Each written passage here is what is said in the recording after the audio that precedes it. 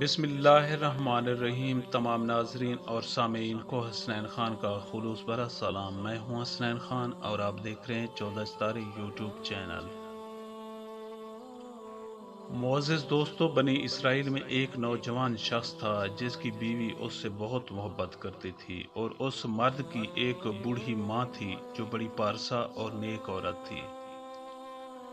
اس کے علاوہ اس کی ایک بوڑھی ساس تھی جو بد اور بری عورت تھی۔ وہ اپنی بیٹی کو خاوند کی ماں کے متعلق بھڑکایا کرتی تھی۔ ان دونوں بوڑھی عورتوں کی آنکھوں کی روشنی ختم ہو چکی تھی۔ اس نوجوان کی بیوی ہمیشہ اس کے پیچھے پڑی رہتی تھی کہ تو اپنی ماں کو گھر سے نکال دے۔ روز روز کے جھگڑے اور فتنہ و فساد اور اپنی ساس اور بیوی کے بار بار اصرار پر وہ تنگ آ چکا تھا، یہاں تک ہوا کہ وہ شخص اپنی نیک اور بزرگ ماں کو لے کر بہت دور کسی بیابان خوفناک جنگل میں بے آب و دانہ چھوڑ آیا کہ اسے درندے کھا جائیں گے۔ اس ضعیفہ ماں کو وہاں چھوڑ کر لوٹ آیا۔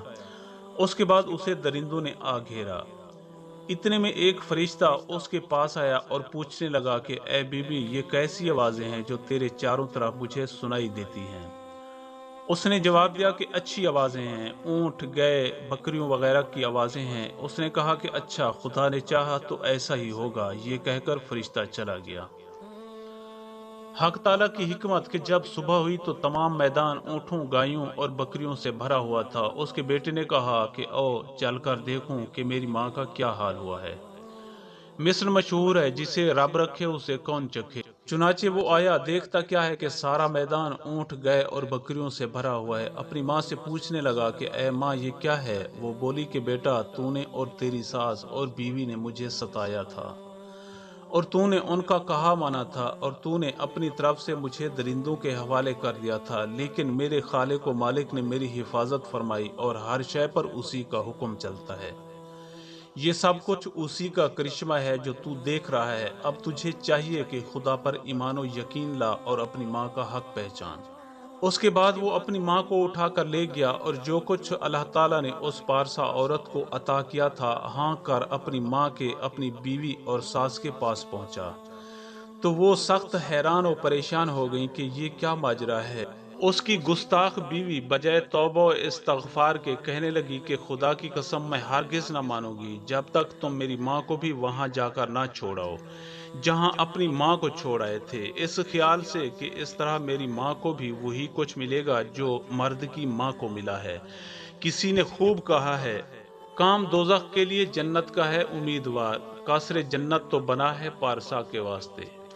چنانچہ وہ اس بوڑھی ساس کو بھی لے گیا اور وہیں چھوڑ آیا جہاں اپنی ماں کو چھوڑ آیا تھا۔ جب شام ہوئی تو جنگل کے درندوں نے اس کو گھیر لیا، اور وہی فرشتہ جو اس کی ماں کے پاس آیا تھا پھر آیا اور کہنے لگا کہ اے بڑھیا، یہ کیسی آوازیں ہیں جو تجھے چاروں طرف سے سنائی دے رہی ہیں؟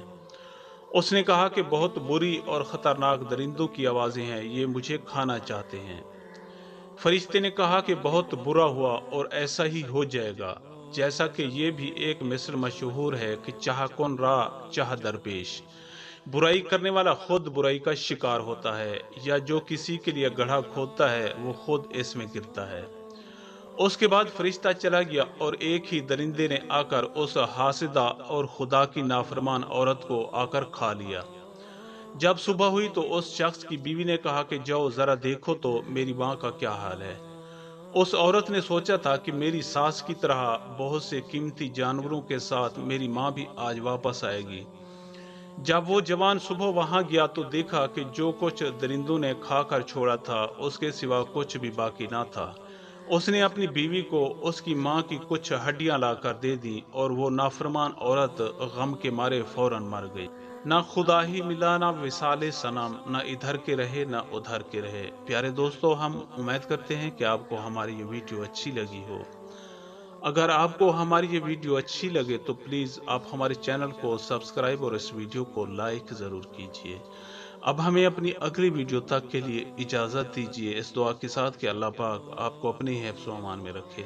اپنا بہت زیادہ خیال رکھیے گا۔ شکریہ۔ خدا حافظ۔